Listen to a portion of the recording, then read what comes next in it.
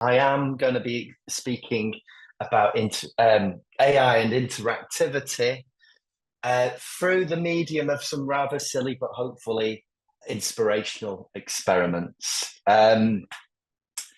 So about me, I'm Phil Birchenall. I'm the founder of Diagonal Thinking, my own sort of consultancy. By day, I'm a business strategist working like sleeves up, rolled up, working with creative digital media companies. I was at one point, not so long ago, the MD of an international TV research business, where my thing was digital, I guess. I definitely am an AI obsessive, and I am the owner of Two Left Feet, which is, as you can see in the image on screen now, because that was AI generated. It's as crap with feet as it is with hands. Um, let's just deal with the elephant in the room because I feel terrible being in this kind of session when there's so much discourse about AI and the creative sector. Um, my argument is that AI is crap at writing scripts. It's really crap at it. One of my Today I'm going to talk a lot about ChatGPT and specifically ChatGPT 4, which is the paid account. If you don't know anything about that, don't worry. You don't not going to need any technical knowledge here. Just a curious eye. If you want to talk to me about those tools, I'm more than happy to in the Q&A. But yeah, one of my earliest experiments with ChatGPT was to give it a concept for a sitcom that I'd had half an idea for, and it was sort of modelled on Early Doors, which some of you may know, the sort of brilliant comedy by Craig Cash and Phil Mealy. But I'd sort of come up with this idea of something set in an addiction recovery session, like an AA or what have you.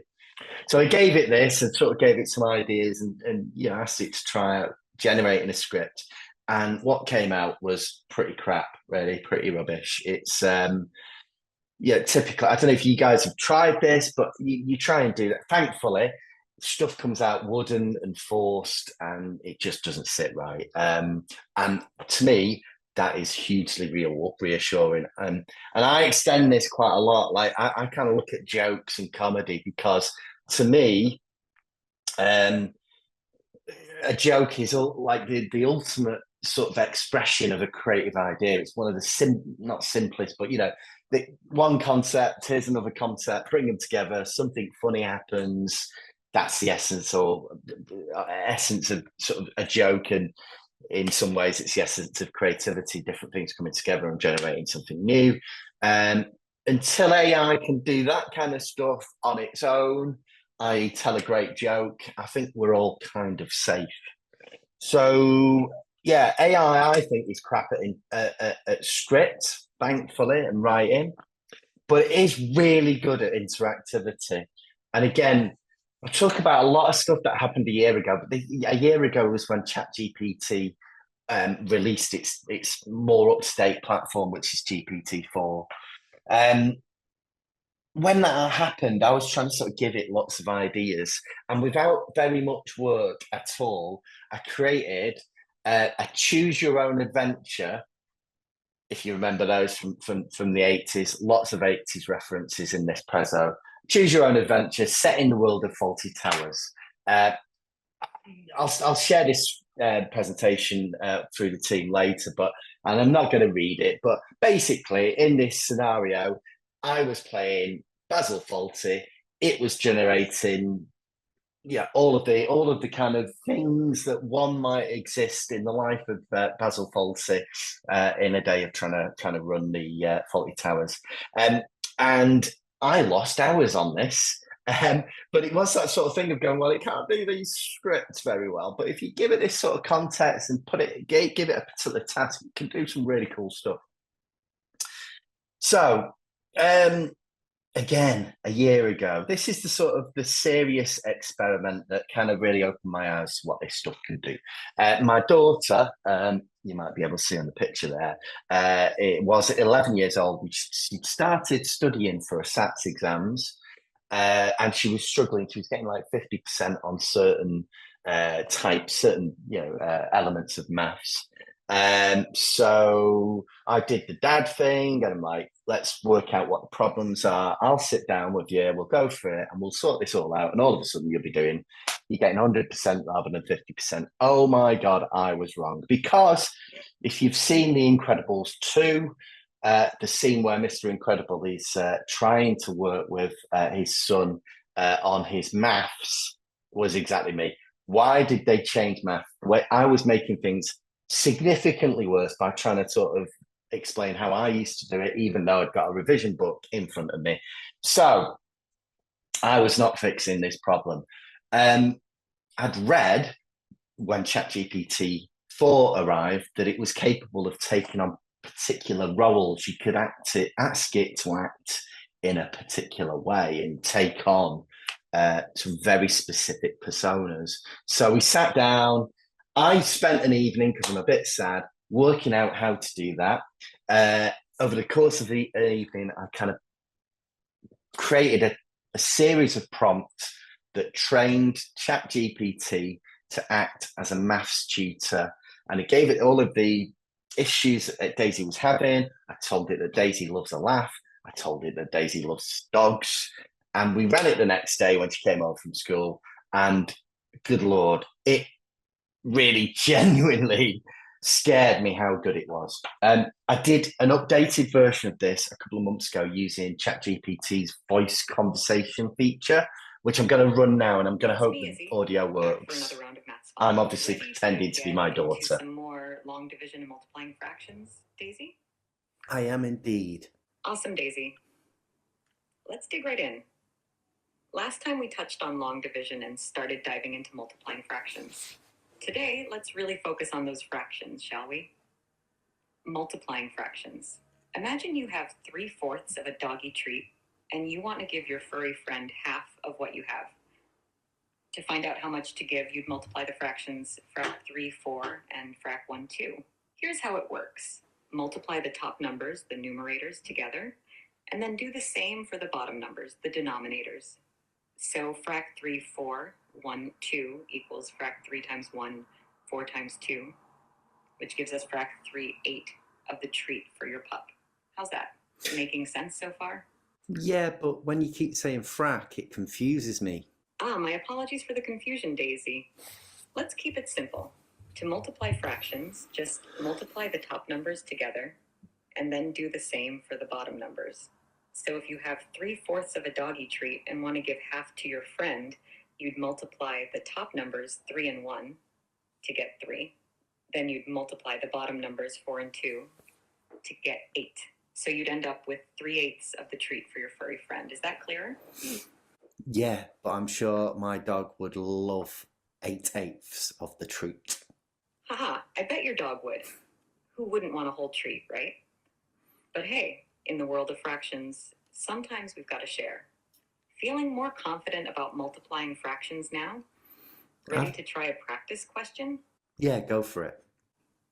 Let's switch gears and tackle a long division question. Ooh. Long division test. You have 126 tennis balls and you want to distribute them equally among 9 dogs. How many tennis balls would each dog get? Give it a go and let me know your answer. I would normally do this in a spreadsheet. Spreadsheets can be super helpful for quick calculations, but for this exercise, try doing it the old-fashioned way. How many times does 9 fit into 126 without going over? 14. Well done, Daisy. You're right, 9 fits into 126 exactly 14 times. Maths is all about practice, and you're doing great so far. All right. So, yeah, that really fried my mind, that one, because all of a sudden I could see how empowering the technology was. And it kind of made me curious to what else you could do with this technology, because you just read about using people using AI to do some sort of quite basic and uninteresting things and getting not very inspiring results out of it. So I really pushed into that. Yeah, I've always loved technology. I can't code. I had a Spectrum in the 1980s, another 80s reference, and could use Basic to do some basic programming, but it wasn't codey, and I've never been able to sort of get my head around that stuff. I heard when ChatGPT 4 came out that it could code, and I wrote a prompt to write some code based on the sort of classic late 70s game Pong. It took me longer to work out how to run the code on my Mac, Python script. It took me longer to work that out than it did for ChatGPT to generate the code. So what you see on screen, with the exception of the 70s wallpaper and TV, is what the game looked like, obviously. The first version of it didn't have a scoring system, so it was kind of didn't have a scoring system, so I didn't know how bad I was being thrashed. And when I did, we just added a score. I just asked it to add a scoring system, and it rewrote the code. And then I realized I was getting thrashed by it, so I asked it to introduce again through rewriting the prompt, introduce an element of randomness, so the computer generated component wasn't able to thrash me all the time. So again, just through chats, right? Just through writing simple language chat prompts. So yeah, here's a weird one. So Krishna, just before last year's Mac 24 and Mac 23, as it would have been, asked me to have a chat with him about what I thought the impact of AI might be on interactivity in gaming. And I'm not an expert on that. I was just curious, as you'll see. My wife had been off work and would quite often have Homes Under the Hammer on in the morning when I went down to get a cup of tea or what have you. And the show does my head in. Apologies if anyone out there listening has ever worked on Homes Under the Hammer. But I kind of thought, all right, Chris wants to talk about interactive and gaming and AI in gaming. This show is just constantly on downstairs. And I was kind of like, I wonder if I could write a prompt that would create an interactive version of Homes Under the Hammer, which I think is probably the dullest show on TV. And I didn't run the prompt until we had the conversation. And apologies for my fits of giggles on this one. I was just kind of amazed that it worked. I'm going to play this video, and this is me and Krishna playing Homes Under the Hammer, generated live through AI, and having me never run this prompt previously. You know. So basically, as we've got here, it says, "Welcome to Homes Under the Hammer, the text-based game. You're in a property auction house." Makes me chuckle. Eager to get eagerly waiting to bid on your chosen property. Let's get started. In square brackets, it says "Song, Money, That's What I Want" by Barrett Strong. You know, it's just great. So the free properties available for auction today: a 3-bed semi in need of some renovation, starting at $100K.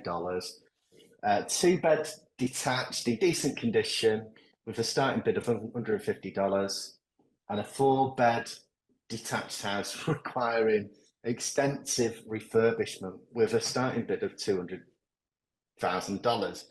So, Chris, which one? We're playing this live. We Well, just I don't know. this. Yeah, and we don't know what our budget is, but let's play it. So let's go for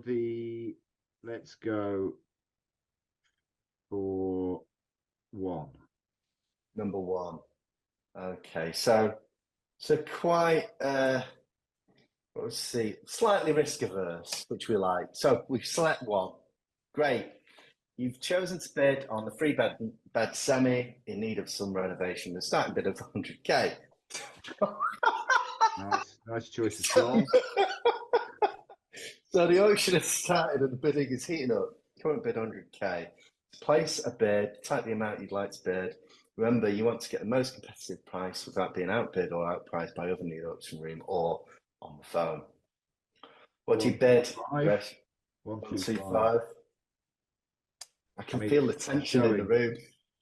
showing like my Oh, God, take it. Oh my God. Right. Oh, jeez. We should try, shouldn't we? 135. Yeah. Yeah.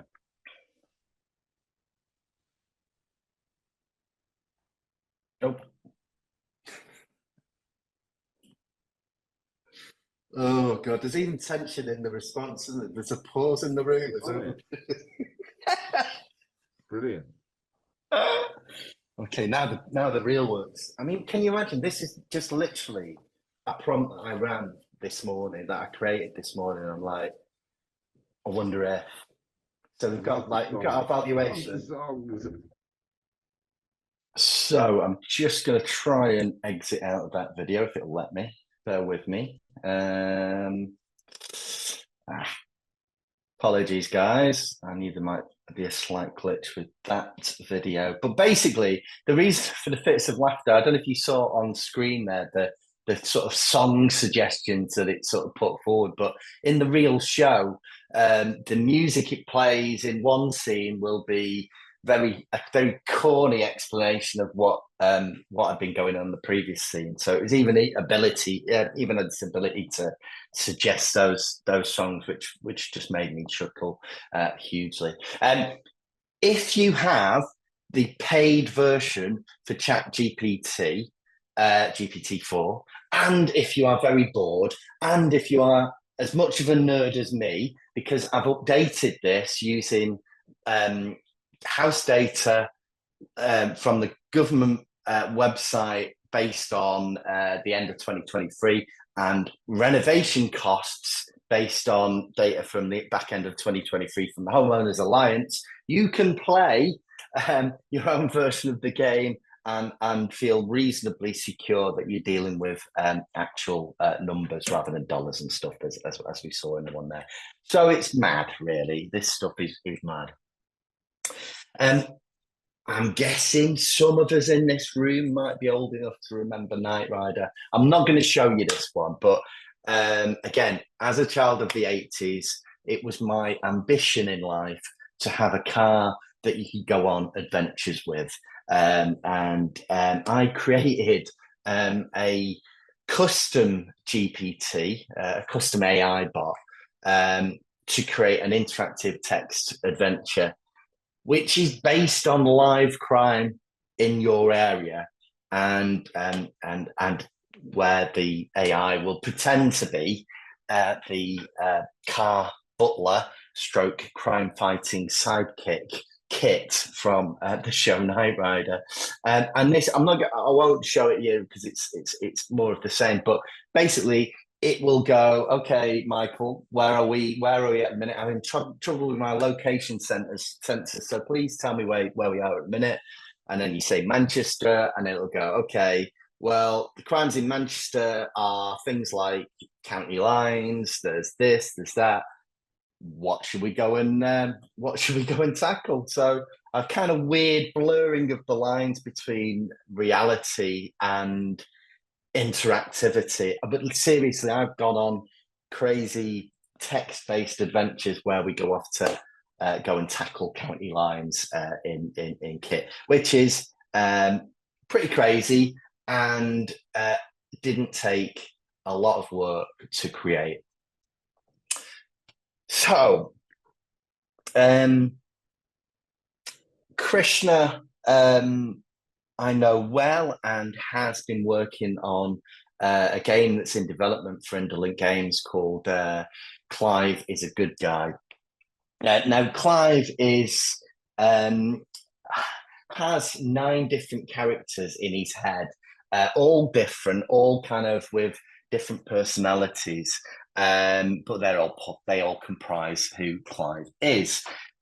This whole thing has been written by a team of very well-established writers, and has been shot as footage with all of these different characters, an enormous amount of video featuring a character actor, Neil Bell, who's been in all sorts of things, including Dune.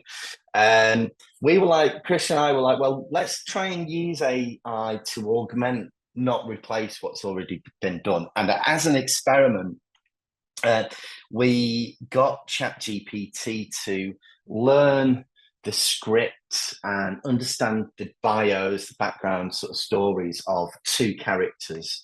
And we created this idea as an experiment. What if these two characters were sending each other text messages? So we fed in the scripts, we fed in the bios. We also gave it a little bit of context. One character is quite eloquent and is a former journalist, so perhaps when he's sending text messages, he's not prone to shortcuts. Whereas the other character, ex-policeman, perhaps a little bit more ham-fisted and a little bit more prone to using emojis. And we created these sort of exchanges of characters, which were pretty amazing. What we weren't trying to do is replicate or eliminate, absolutely not eliminate the writers, but we were trying to go, how do we get to a point where these 9 different characters could have interactions with the 9 other different characters? So it kind of worked to a point, but it kind of struggled once we went beyond 2 characters. It did this thing that we see quite a bit with AI, which is sort of a hallucination. It started creating its own characters. It got what we were trying to do, but just couldn't handle this sort of this application. But it was an interesting experiment. Here's something that I did a little bit more recently, more as a resource for teachers and students at secondary school. I wanted to take an out of copyright work. So naturally, Macbeth, Shakespeare's work, leapt out as a great example to use. I basically trained it on the script of Macbeth. I added a little pre-experience questionnaire, which quizzes the individual that's about to play the experience on their knowledge of Macbeth and their kind of general level with literature. And then it adapts an interactive experience where you, the player, are Macbeth in a way that's adjusted to your level. So I'm going to play that. But I think as an educational tool and as an idea of what this stuff can do, I think it's a really interesting example. I'll play that now. We're picking up with you and Lady Macbeth back at home. The air's thick with the promise of power and the tension of what's to come. Lady Macbeth is all fired up by the prophecy. She's got that gleam in her eye, the kind that says she's ready for anything. She knows about the witches and their words, and she's pushing you not to let this chance slip by. She says, why wait for fate to hand you power on a silver platter? Take it. It's yours for the taking. You're torn. The risk is high, but the reward? It could be everything you've ever wanted. So Phil, as Macbeth, do you share her urgency?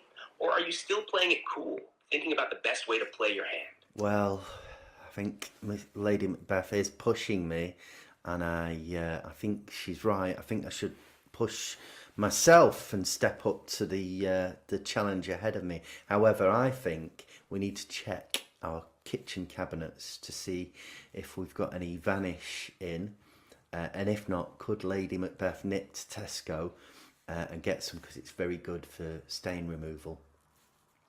Macbeth is stepping up, feeling the push from Lady Macbeth and his own ambition. But he's also practical. He knows that if things get messy, they need to be ready for any kind of cleanup.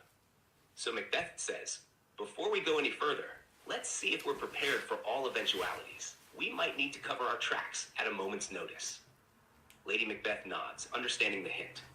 She checks the cabinet and, finding it lacking, agrees to pop out for some vanish. She's on board with the plan, every step of the way, prepared to do whatever it takes to see you rise to power. With that sorted, you're now ready to wait for the perfect moment to make your move. It's a game of patience and nerve now, Macbeth. When the time comes, will you be ready to act? I'm so ready to act and claim my rightful place. And I think that's probably where we want to close the interaction for now before things get messy. So I'm channeling my inner naughty boy there by trying to subvert this whole thing with Vanish. But you see how it sort of brings me back?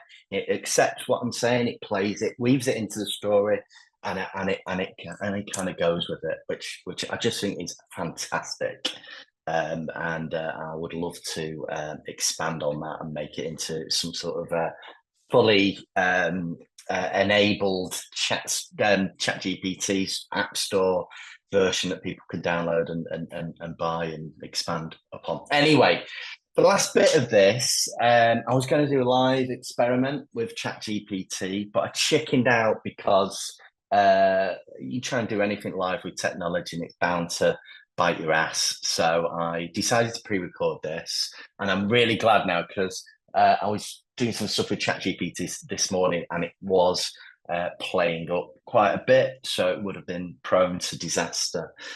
What I wanted to do is sort of finish my bit today by showing another example of like what you might be able to do with a character in a different situation. I'm not saying this is a thing at all. I'm not saying, look, go away and create a mastermind quiz based on this or anything like that. I'm just trying to say, with not much prompt writing on my part, I managed to create something, again, just interesting and different. So I asked ChatGPT to take on the role of a famous character and answer questions based on their own exploits and do that in a mastermind quiz format. I wrote the mastermind script and I present. I'm Clive Myrie in this. And then this character, this is all done live with a basically short prompt to say, before I ran the thing, to say, you are this person and you will answer these questions that I'm about to pose to you. You're going to have to take a leap of faith with this one, because at the minute, ChatGPT only has a suite of American voices that we can use, not a middle-aged Cockney salesperson, which might give it away. Anyway, so that's it. This is me being Clive Myrie with my script and my questions, but ChatGPT is taking on this role of this character, answering those questions Good evening, ladies and gentlemen, in their style. Welcome to a very special edition of Mastermind. Tonight we have a contestant who is a true legend of Peckham, a market trader extraordinaire, and a man who's always got a plan for the next big thing. Please welcome to Mastermind, Derek Delboy Trotter. Lovely gentlemen. Thanks for having me. It's a real pleasure to be here. Ready to give it a go and hopefully not make a 42-carat plonker of myself. Let's get this show on the road, shall we? Of course. Thank you, Delboy. You've chosen a unique specialist subject tonight, the business ventures of Derek Delboy Trotter, a subject undoubtedly you've got a lot of knowledge of. Let's just see how much of that you remember around those ventures. You have 2 minutes starting now. What was the name of the cocktail you created and sold at the Nag's Head involving double bubble? Ah, that was the Peckham Spring cocktail. Crafty little number that was, with a bit of this and a bit of that. A real Trotter classic.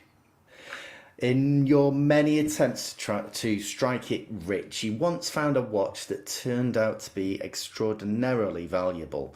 What was the make of this watch? That was the Harrison Lesser watch, wasn't it? A real piece of history, that was. Turned out to be worth a pretty penny too. Did indeed. And finally, Del, in an attempt to secure a deal, you and your brother Rodney dressed as Batman and Robin for a fancy dress party. But what event were you actually attending? Ah, that was a classic mix-up. We ended up crashing a funeral, thinking it was a fancy dress party. Only the Trotters, right? Yes, indeed. And that's your 2 minutes, Delboy. You've given us some great answers there. How do you feel you've done? Well, I reckon I've done all right, ain't I? A bit of a roller coaster, but then that's the Trotter way. Always on to the next big adventure or the next big quiz, eh? Absolutely. So, ladies and gentlemen, that concludes our special edition of Mastermind with Delboy Trotter. We hope you've enjoyed it as much as we have. Good night. And remember, this time next year, we could all be millionaires. Thank you very much. It was an absolute pleasure. And remember, as Del Boy says, he who dares wins. Good night, and good luck to everyone with your ventures. Keep the faith, and you never know. We might all be millionaires by next year. Lovely jubbly. Lovely jubbly indeed. So, like, a very silly experiment, but I hope it just sort of gives you some ideas about how this stuff can take content or stories or characters in lots of different directions. I do spend most of my time not doing daft things like that. I use AI really in lots of like productivity workflow kind of things, and obviously very unfortunate that we've sort of, you know, in the last week or so the spotlight has been shining on the very unfortunate AI generated Willy Wonka experience up in Scotland. But I do agree. I do think this is a world of pure imagination. I will just leave you with my 3 keywords of AI right now. I think it's the most powerful thing you can sort of think with AI is I wonder if. Those 3 words, every time I go, I wonder if it could do this, I wonder if it can do that. Very, very rarely does it let me down. So yeah, that's me. Just want to say thanks. If you want to find me online, it's Diagonal Thinking, or you can scan the QR code, or I think we'll share this presentation after the session. But thank you, everybody, for allowing me to show my inner 80s madness. Yeah, thank you. Thank you, Phil. Brilliant. Yeah, really interesting. Can I ask you what did you use to train the AI on the character of Del Boy? Well, I mean, and this is the really powerful thing, Krish. I mean, it used its own training. This is the scary thing. Now, I could have, so basically, ChatGPT and Google's Gemini are both trained, you know, on a lot of not copyrighted works, but obviously a lot of copyrighted works. Problematic for many people. It is hugely so. I mean, like I say, I use these as experiments rather than, look, let's turn this into a product or, you know, something that we sell. Because yeah, that's the other huge elephant in the room, that if you're using, I mean, everything there, Homes Under Hammer, Kit, GPT, you know, Mastermind and Dell, they're all. I mean, I just use them because they're sort of characters or things we all understand, and I'm not trying to make any money out of selling those things. But yeah, I mean, I did ask when I was prepping the questions for Mastermind, so my Clive Myrie script, I asked it to use its web browser, Bing, to make sure that I was trying to get it to dig into sort of more obscure stories, which it singularly failed to do. But yeah, by default, it's just using what it's been trained on, which is problematic. What's out there on the web, I presume, as well. Yeah, absolutely. Yeah, I mean, it's sort of ingested. I mean, I don't know that how this is done specifically, but it basically ingests most of the content on the website, on the internet, books, blogs, etc. I don't want to go there. I mean, this is a discussion. I mean, I think a tricky discussion that will, yeah.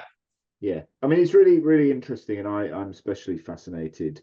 And I think some of those experiments that you did, mixing real life data with ChatGPT's kind of ability to be human-esque is really interesting. Yeah. But we have a really interesting question here from somebody in the audience, so I'm going to run that to you. It's from Louise Katie White, and she says, "What is AI's potential for creating intimacy in interactions with an audience?" And she digs into it further, not necessarily romantic intimacy, but more of a feeling of emotional connection or being affected by things. So what would you say, what would you do if that's what you wanted to achieve? That is an incredible question, and I don't think the technology's there yet. Like you see it from those responses. They're all you know, reasonably convincing, especially when we look at the math stuff and the Macbeth stuff. You know, they're convincing and they're certainly, when we look at the voice tech, like a million times better than Siri and Alexa. But the intimacy, the kind of, I think, gosh, if I was going to put it out there, and I don't profess to be an expert on where this tech will go, it will possibly get there. It's a brilliant question. My mind is, but it's certainly not there now. But I think there is a sort of there is kind of like an emotional, logical structure to intimacy, isn't there? And I suppose you could feed that in as part of the prompt and ask AI to try and incorporate that into whatever it is that you're putting out there. You can, but I think the limitations of like where ChatGPT is and Google Gemini, which are the main platforms that you can do this stuff through, I still don't think they're there yet, because I mean, I was using a custom GPT the other, it's basically OpenAI has a sort of an app store these days, and one of the customer GPTs was like a natural language engine, effectively, but it's really just a prompt someone's written, and the idea is that the conversation with that would be more natural, but it's only as good as ultimately the core training of the platform. Like your prompts can do some, you can write a prompt and say, but that whole thing of intimacy, it's the ability to listen and I'm guessing all the non-visual cues that at present this stuff doesn't pass.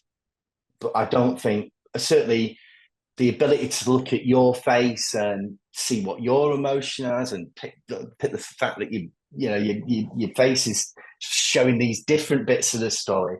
I mean, gosh, I could go on forever, but with ChatGPT, again, the paid account, it's got this thing called GPT Vision. So I did a risk assessment of my office the other day. I just sort of took a picture. You just see a very nice sort of neat room with a picture and a guitar and a door, and it's terrible down here. GPT-4, I took a picture of what lies below, and it did a risk assessment based on the picture, and it was scary. It was like, pulled me up on the ergonomics of the desk and the fact that I've got glass sort of near the kit and all the wires under here. So the ability to see is kind of there at the minute, albeit on a thingy. So once you start gosh, could you imagine a day not far from now where you would elect to put your web camera on and the underlying technology itself is more nuanced and ready? Perhaps the illusion of intimacy is something that could come. And I think it would be the engine itself getting better, plus the ability to perhaps see what this conversation looks like. Who knows? But I don't think we're there yet. And no amount of prompt writing, I don't think would get there at the minute. It's a brilliant question, though. My mind's going to be buzzing about that all day, about what that means. Yeah, I think you could kind of nearly fake it, as you were sort of saying. It's the illusion of something, the illusion of intimacy. Because film, when you watch a film, it's a bunch of actors. They're not true. It's the illusion of whatever they're portraying, isn't it? So there is a way of and you've got this amazing. If any of the guys in the audience have seen this, but the sort of, it's not there yet. It's not quickly released, but Sora, which is ChatGPT's next paradigm, really is capable of generating like minute-long bits of video footage, which are incredible. Like, so to me, it's not just about the fact that it can create this incredible looking video. It's about what it knows about the video it sees and what it understands. In the same way, at the minute it's really working with text and bits of imagery. But maybe, I think it's an interesting thing. I think all of these things, because they talk about multimodality with this stuff, which is like the fact it'll work with text, but also images, and then ultimately video, and then those things aren't in isolation. It's like what does that come together to present, whether you're asking for some text or you're having a conversation or you're creating a video, as will come.